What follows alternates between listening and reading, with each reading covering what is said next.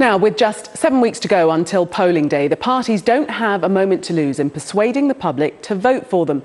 In the last hour, Labour leader Jeremy Corbyn has made his first pitch, vowing to take on the political establishment and stand up for the majority. Britain needs a Labour government that is prepared to fight for people in every part of the country, our towns, villages, as well as big cities. A Labour government that isn't scared to take on the cosy cartels that are hoarding this country's wealth for themselves. It needs a government that will use that wealth to invest in people's lives in every community, to build a better future for every person who lives here.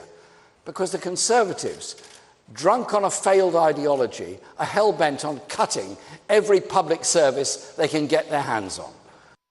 So, with limited time to get their messages across, what issues should the parties prioritise? Joining me now are Philip Blond, former advisor to David Cameron, and now director of the public policy think tank Respublica, and Sam Tarry, former advisor to Jeremy Corbyn, who now works at the TSSA union. Welcome to you both. If I turn to you first, Philip Blond, what are the main issues as you see, and what will the parties be prioritising in the coming weeks? Well, I think that what we've initially heard is the idea of the Conservatives leading on unity versus fragmentation and infighting, which I think is probably the right first phase. But I think the really interesting issue is, if you compare Theresa May's speech when she went into number 10, then you listen to Jeremy Corbyn's speech this morning, they're really hitting the same area, which is, call them just about managing, call them ordinary working people. And it's really about what is Brexit for? What sort of country are we aiming to deliver? And the danger, I think, with Labour's offer is that it's the same problem that Ed Miliband had. He talked about a rigged system. He talked about a system that only serves the interests of the few. But then Ed Miliband only spoke to a very small group of people on benefits, people on very low wages, trade unionists. And I think the Conservatives are trying to speak to everybody, not just that small group. And I fear Jeremy Corbyn is repeating the same error. And so I think both of them will be contesting the same terrain, if you like. But I think the one nation appeal is already speaking to far more people, and I think that will win through. Sam Tarry, do you agree with that Jeremy Corbyn perhaps is speaking to too narrow an audience, that he needs to broaden his appeal? I don't think so. I think that many people recognise the benefits of things like free school meals, huge pledge on that last week. That's going to impact millions of people in a positive way. We also talked about the minimum wage and turning it into a real living wage of £10 an hour. Again, that's millions of people, ordinary people, that are actually pretty hard-pressed. You're right in that people do find the policies attractive. It's the leader that they seem to have a problem with. And when they know that these policies are coming from Jeremy Corbyn, then they find them less attractive. Well, I think there's going to be some policies that surprise people. The plans that Labour have just been putting forward, and I think will be fleshed out more in a manifesto, about how to boost small to medium enterprises. The plans to actually say they're going to use government £200 billion of procurement spending to really invest into the real economy. And more importantly, penalising big corporations that don't actually pay the smaller distributors and people down the food chain more. That is your ordinary man and woman. That is your white van man driver. And those policies are directed exactly at those people. Because at the moment, we're careering towards a Brexit Armageddon that clearly the Tories don't have a plan. The rest of Europe are basically saying, look, get lost. You guys just want to sort of sabre rattle. You don't actually seem to have a serious plan to engage with us. We could be in a situation that a Tory-led government where we crash out of the EU and end up in World Trade Organisation situation in terms of trading that leads to, in my view, a bonfire of workers' rights. It means to a further stagnation of wages. And by the way, wages have stagnated for 10 years now. These are real issues. And I think Jeremy's task, and I think he'll do it well, is to turn things from saying, look, Brexit isn't just about having a row of the European Union is about what happens afterwards. How do we actually transform and rebuild our country? The £500 billion investment bank that, could actually focus, instead of going to Europe, that money could actually go here into this country to reinvest in high technology industries and manufacturing. That puts real people on decent wages back into work and expands the economy. That seems pretty common sense to me. And Philip Blond, what should Theresa May's strategy be on the doorsteps, knocking on doors, talking about Brexit? What are the areas that she needs to hone in on? Well, I think the major card to play is the major card she has, which is she's got a hugely unified party.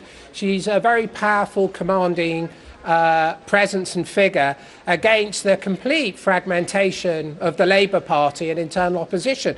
But again, what's really interesting about the policy offers is we're coalescing in the same place, oddly. Now, remember, it was the Conservative government who gave us not just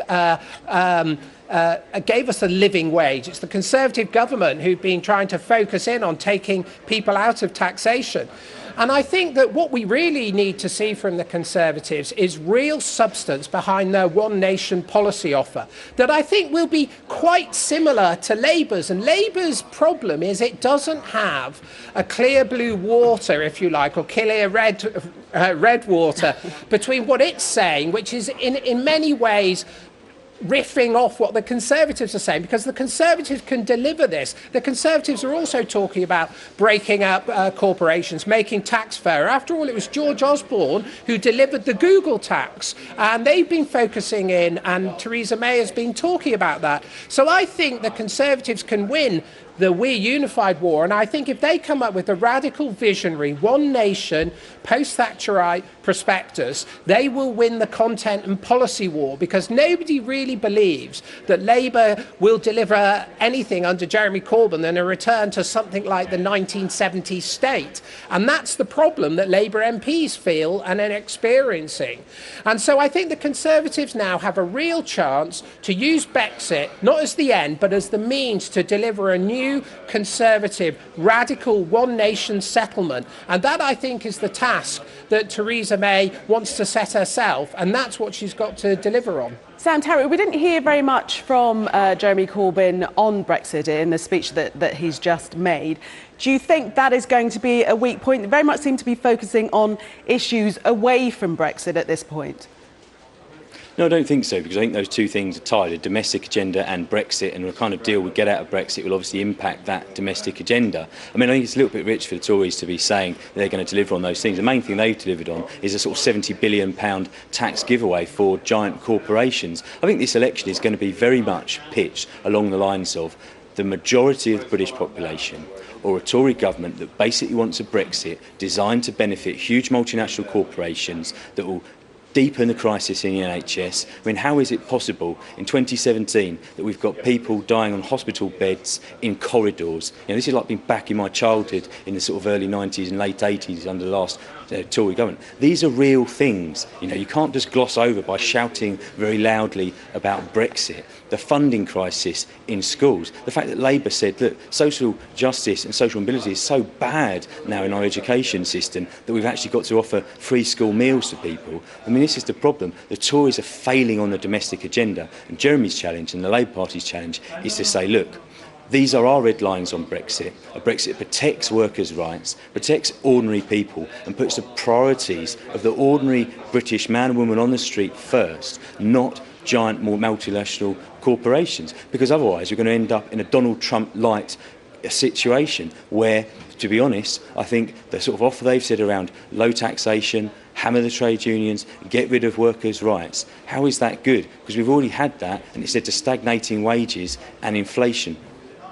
And Philip Blond, do you think that Theresa May, the Conservative Party, are speaking to, as Jeremy Corbyn calls them, the ordinary working class? Is their message getting across to them? Are they addressing them? Well, if you believe the polls, and there has to be a big caveat around all of that, it's clearly working. I mean, what Labour risks doing this time is losing the crucial C1 and C2 working class vote. They're working class people in jobs who own their homes, own their cars, don't want something for nothing. And again, what we're hearing is this is all fictional. There isn't a big pool of gold in the corporate tax haven that we can wrestle from them and then make everything okay. If you actually look at the facts and figures, read Paul Johnson in the Times this morning, the people who've been protected from tax rises have been the poor and ordinary working people. And actually, what's happening in our society is people are getting older, living longer, getting sicker, and that's overwhelming our current settlement.